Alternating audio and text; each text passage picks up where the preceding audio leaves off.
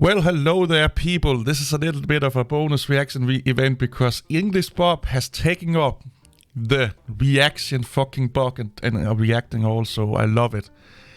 He reacted to this video. Fuck me. I watched like the first 5 minutes of his reaction video and I was debating if I should react while he was reacting, but I'm like, no, you know what? Let me make a special EB bonus reaction video reacting to the same video as him so you can get two different perspectives. So I will have the link down to English Bob's video. He basically called it EB reacts to more Linux bullshit. And this is Linux bullshit. So I recommend that you watch this video first, you like my video, you tell me how handsome motherfucker I am, and then you go and watch English Bob's video and agree with me 100%.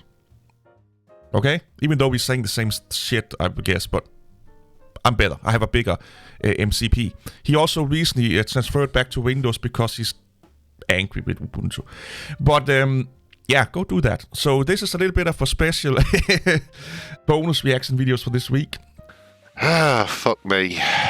But let's go in here and see what he's doing, and I will be... Well, I've been a Linux user for like, what, the past 10 years now? I've been using it ever since I was like 12, 13.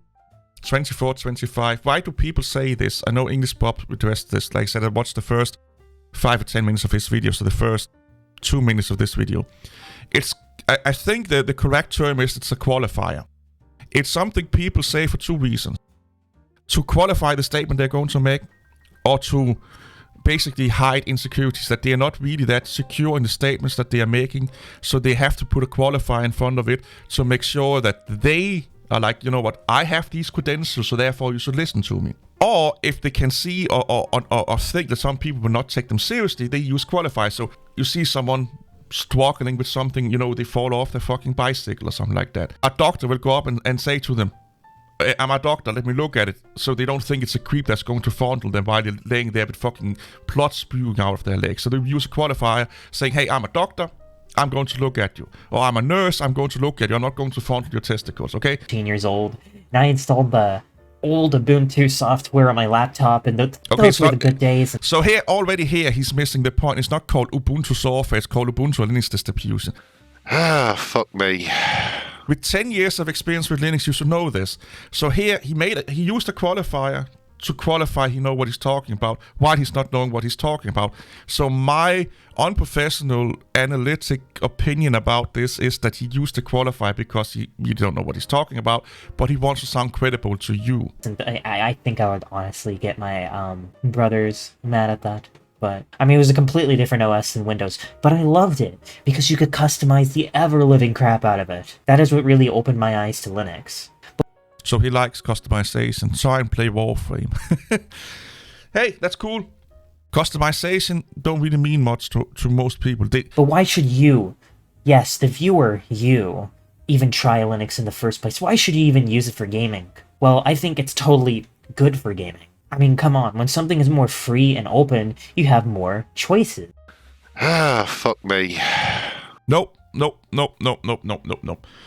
Just because it's free and it's open don't mean more choice. There's a lot of things in this world that's free and open that don't give you a lot of choice. We have free and open office suites, like full-blown office suites, not just a word processor, but office suites. But we really don't have that many choices. We have like 4 or 5 of them. Free and open, all it means is that you don't have to pay for... This is what people mean. This is not what the Free Software Foundation is regarded as free, but this is what people hear when you say free and open. I don't have to pay a living shit to use it. That's what they hear. I don't have to throw out money to use. Open, they don't really know that concept. Open source is a development tool. The average fucking person don't give a fuck and don't really know what that means. Or you can see the source code. Can't you see the source code of proprietary software? How do they code if they cannot see the source? They don't really grasp that concept. They really don't. So they don't fucking care. And having more choices may be good for some users. Especially those who love to tinker. Man, if you love to tinker, then you will love Linux. But Yeah, stop that shit. Fuck me. I love to tinker. I'm a mechanic. I've been built computers since I was 10 years old. Yes, I built computers as a fucking teenager to make money. Look at that shit. I like to tinker, but I also like to get shit done. I don't want to tinker to get my games to work. I don't want to tinker to edit a video. I don't want to tinker when I come home from work and I'm fucking pissed off at my boss and I want to go into Fashion Frame and slice some fucking dicks off some fucking enemies. I don't want to start up Warframe or any other game like, oh my god, there's an update. Oh, now I need to find a new Proton version to get it to work. Oh, I have to tweak these fucking config files. I just spent 30 minutes. The only 30 minutes I actually have to relax before the Wi-Fi. I have to make data and stuff like that. So I can make a game for like 5 minutes and then I have to do all the work. People don't want to do that. That's why consoles are so fucking popular. Because gamers don't want to tinker. Especially when it comes to things that they do to relax. So most people play games to relax. So that means that when you're going to game, they want to relax. They don't want to like sit and take their big brains out on the table and be like, how can I get this game to work today? Or, oops, there's an update. Should I be nervous and shit my pants to see if it breaks this time? So this fucking mock up here has no idea what he's talking about. He's as clueless as a pile of shit on the fucking road. Come on, like, there's no way I could use it. It's so hard. You have to use a terminal. I'm here to show you why you shouldn't really be afraid of that. There's much more harder things you could be doing instead of copying and pasting terminal commands, like, into the terminal to be able to solve your problem. If you know how to build a gaming computer, then you should be able to at least use Linux to some degree. Fuck me. No. It's like saying because you can drive a car and change the tire, you can change the head gaskets and the valve in an engine. It's two really different things. That's why in the IT industry you have hardware guys and you have software guys. So the hardware side of IT is typically people designing PCPs, hardware, computer system, infrastructure and stuff like that. And yes, they know how to code for the hardware. And then you have developers. It could be, because they both are developers, let's say software developers, software guys. They are developing operating systems, back-end system, front-end system, user interaction systems, management systems and stuff like that. Two way different fucking technologies within the same aspect. This is like the top of Dunning-Kruger effect. Like go watch the Chris Titus Tech video I made about the Dunning-Kruger effect. He know a little bit and think he's an expert. And he has no insight to how different it is. He thinks that because you can make a Hello World Python script, you can now go and code the kernel. He probably don't even know what the fuck the Linux kernel is. He thinks that Ubuntu is Linux. It's not. It's the kernel. I'm sorry, but he has no fucking idea what he's talking about. Or at least figure it out, like know how to figure it out. Because, I mean, PC builders know how to troubleshoot, and there's... Fuck me. I'm a mechanic. I know how to troubleshoot. You need to understand the basics of a technology or a thing before you can troubleshoot it. If I can troubleshoot a car, that don't mean I can now troubleshoot a fucking jet engine. Just because I can troubleshoot a car, don't mean that I can now troubleshoot people's fucking psychological problems. Troubleshooting skills is not translatable. You need to have basic understanding of what you're troubleshooting, or else you will just put your dick into something you don't know what the fuck it is, and you will lose it. The intelligence of this fucking statement is so low that a doorknob is fucking laughing at him right now. There's going to be a lot of troubleshooting with Linux in the beginning because you're just getting used to the operating system. It's not like Windows exactly. There should not be any fucking troubleshooting in the beginning. What the fuck? That's not... Oh, because it's new and stuff like that. Troubleshooting. Here. I'm a fucking Danish guy and I have to tell what the meaning of troubleshooting is. You troubleshoot if you have troubles. Something is not right. What he's talking about is a learning curve. There's a learning curve with Linux that means that you have to learn some things to get as familiar with it as you do under Windows. Troubleshooting is, I have a fucking trouble. Something is not right. There is fire over here. How do I put it out? Someone has put their penis into my wife. How do I make sure that don't happen again? That's troubleshooting. What he's talking about is a learning curve. Exactly. Like, if you're moving on to a new operating system, you can't have the mindset of, this is a Windows computer, this is a Fuck me. Then you're never going to be able to get used to the operating system. There's Windows users that switch to Mac and they're like, they have the same mindset. Like, you can't put that same mindset into the operating system. You have to... It's called previous experience. It's called previous learning. It would be like me saying to him that he should learn Danish. And then be mad at him because he don't understand some syntax because we move it around compared to English. You can't go in here and learn Danish with the mindset of an English-speaking person. Of course he will. He's been speaking English for 20-something years. Of course you're going into the language you're going to learn with an English mindset, just like a Windows user is going into a Mac and FreeBSD and Haiku and Linux with a Windows mindset. You cannot not do that. That's what you know. That's the basic foundation that you're going to learn from. You're going to sit down and say, how I'm used to do it this way. How do Linux do it? You're not a blank slate. You're not a kid that have never seen an operating system before. So you cannot say, oh, I'm going from Windows to Linux. I'm just taking everything out of my brain that I know about computers. That's not how it works. That's not how the human brain works. Do people not fucking know anything nowadays? Completely wipe what you know in your brain and relearn exactly how to use Linux or Mac. No, because there's so many fucking skills that's translatable over to Linux and Mac OS. That's why Mac OS is easier to learn than, let's say, some Linux desktop operating systems, because there's a lot of things that's being done the same. There's a lot of paradigms that's the same. It may look different, but they kind of work the same way. It's the same thing with Linux. If you go on with KDE, the KDE desktop, there have been so many videos out there where they take 20-year fucking computing using Windows users and set them in front of KDE, and you think it's Windows because it's so translatable. Even GNOME has translatable aspects to the UI, like the close, minimize, and maximize buttons.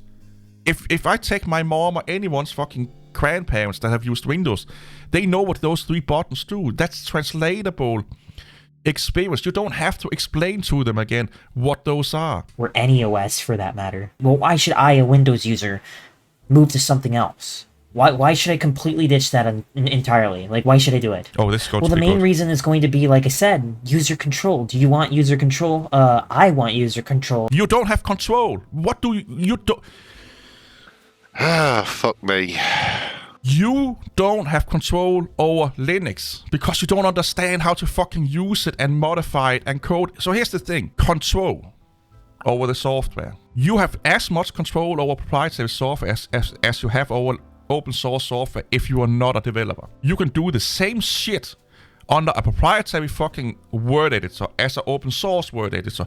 The control with open software comes in when you understand the source code, because then you can contribute, you can fix bugs, you can modify it. He has no more control over his Linux system than he has over his Windows system. But he thinks, because he's a smart, intelligent guy, sarcastic by the way, that because he can customize it, he has more control. I can do more things with Linux, therefore has more control. No, you have more options. That's all it is. It's not control. You have more options. You are allowed to do more things. It's not control. You don't control the kernel. You don't control the desktop environment. You can modify it and you can do more things with it, but you don't control it. And you may want user control, and you're getting less of that and less of that and less of that each update you get on Windows. No. Windows 11? Yeah, less taskbar options. Cool. Yeah, that's not control, that's customization. That's not control. They are taking customization away. That's not control. You're not controlling the software. You're not controlling Windows. You're customizing it. It's like, if you're going to be really fucking like dark right now, it would be like you only give your significant other 2 pairs of fucking shoes they can wear. That's not control. You're limiting their options. But if you're telling them what they should do all the fucking time on a day, from they wake up till they come home and slap you in the face, that's control. You're controlling their behavior. You're controlling what they're doing with their life. You're controlling the aspect of how they are interacting with other people. Just like you do with software, if you modify the code, you're starting to control its behavior. You're starting to control how it's working with the operating system and the software. You are modifying what it does and how it does it and stuff like that. The rest is just dressing. You have less dressing options in Windows than Linux. That's not control. It's a misconception that a lot of fucking people have that know nothing about what they're talking about. Yes, less privacy as well. Who needs fucking privacy today? Coming from a guy that's on YouTube that play proprietary gaming, well, games, they take more fucking telemetry and data from you than any fucking operating system and software does. He probably also have Origin and UB launch and all of that. Fuck Steam, he's probably using Steam. Steam is notoriously for fucking taking user data and telemetry and selling it and using it.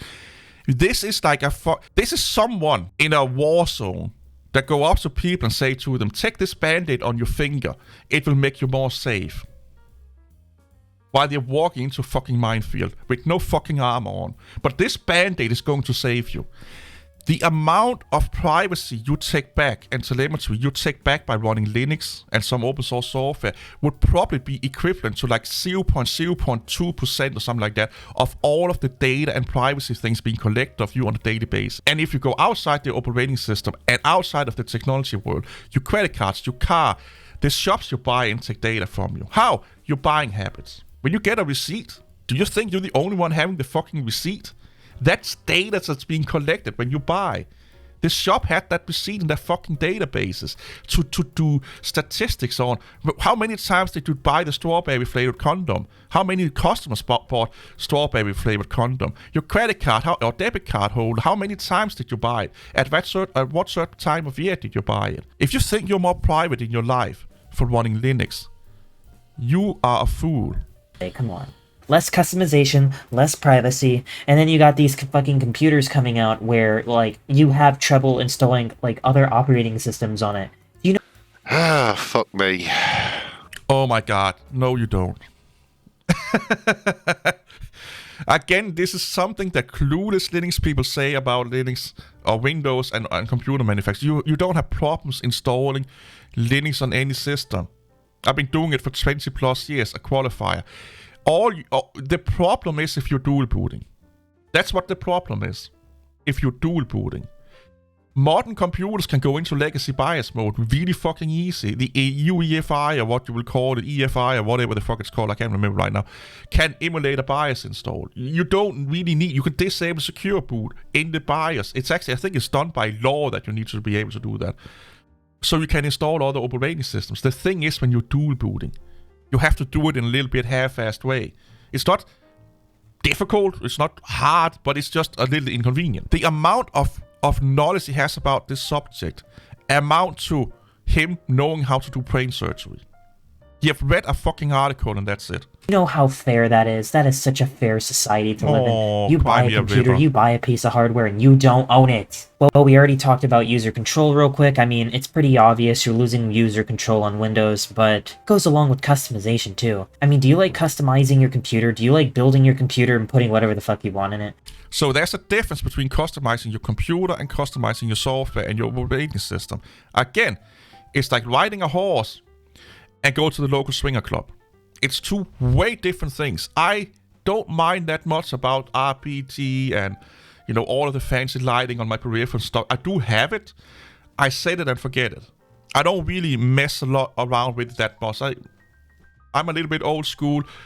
I can't just like my computer to stay on the desk and then just be a computer. I do like it to look pretty a little bit, but not too much. My operating system, I like customizing that because I'm looking at the screen all the time. I'm not looking at my computer all the time.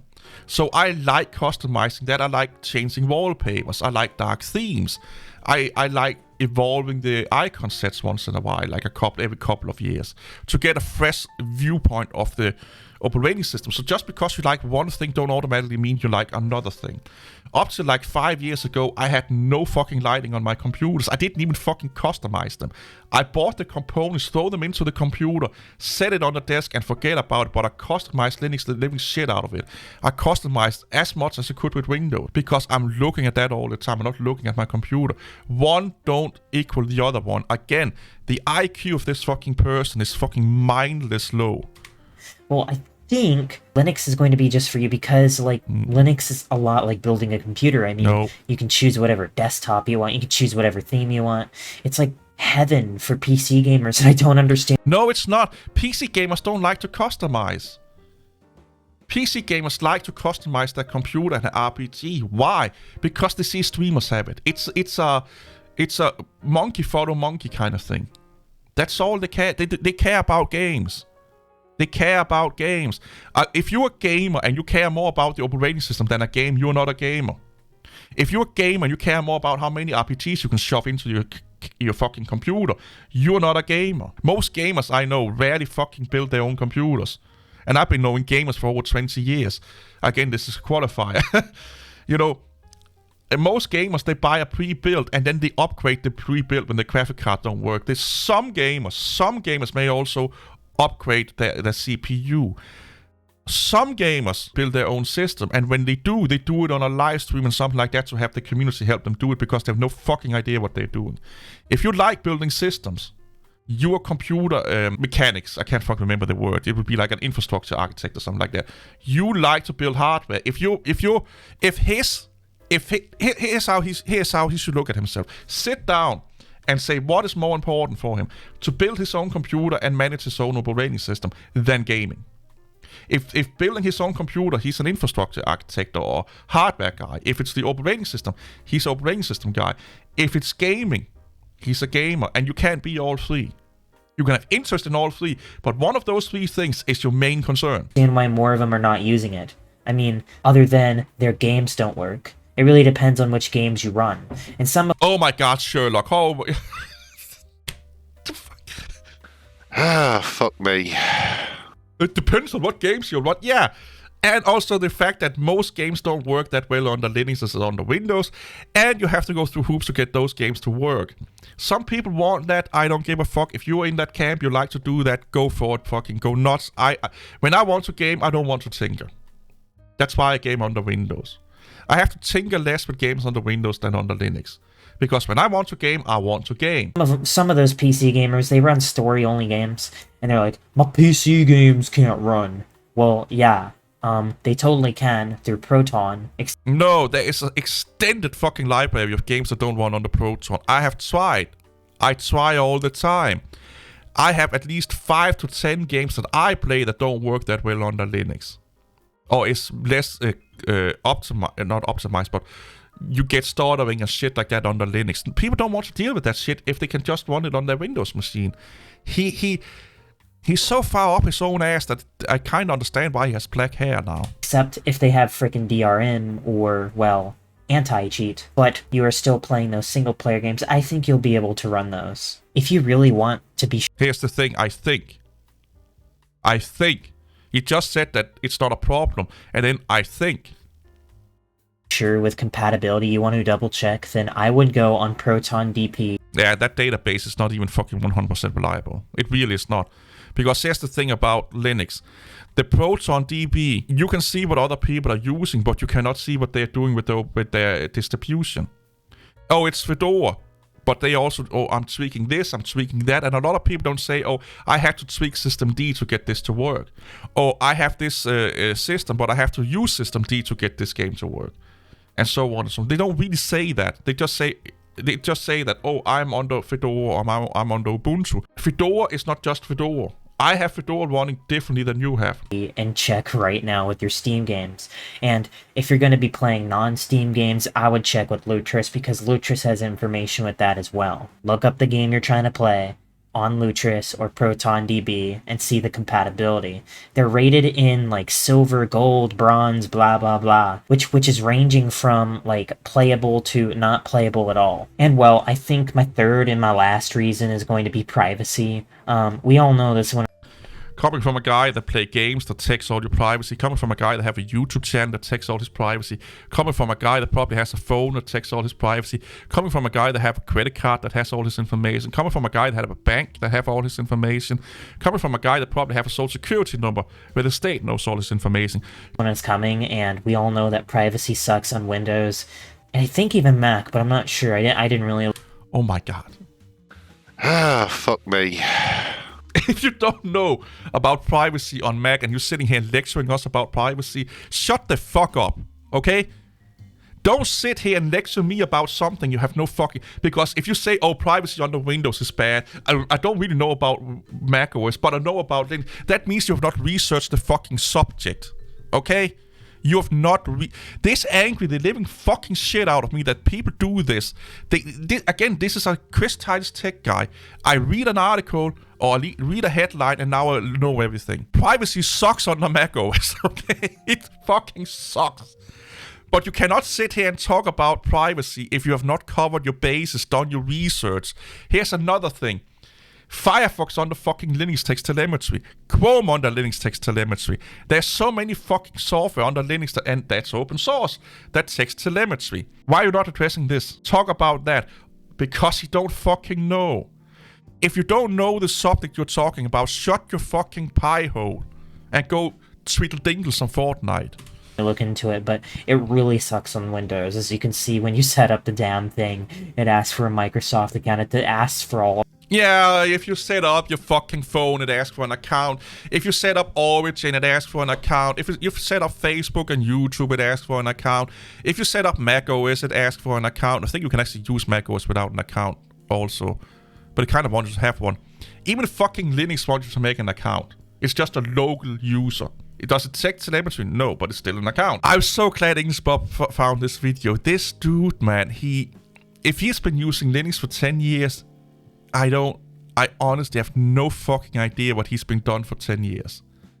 Had he just installed it and looked at Pornhub for 10 years?